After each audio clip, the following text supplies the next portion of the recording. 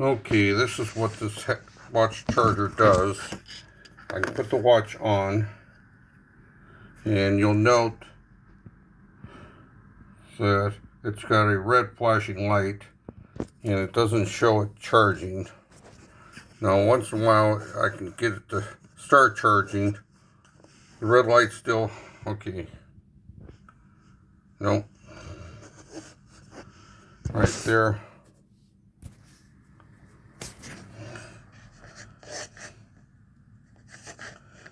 Okay. There it's. Yeah, now it won't. No. Okay. There's supposed to be a magnet on this charger to hold the watch in place. All right. Now it starts charging here, but in about 5 minutes, it'll disconnect and stop. It won't complete charging. Right there. It's flashing red.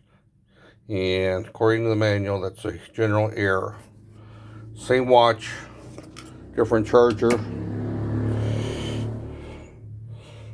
Notice a nice bright red LED. And the charging indicator, it's a little hard to see, it's on, but it shows that it's charging. And this charger works. It will charge a full charge.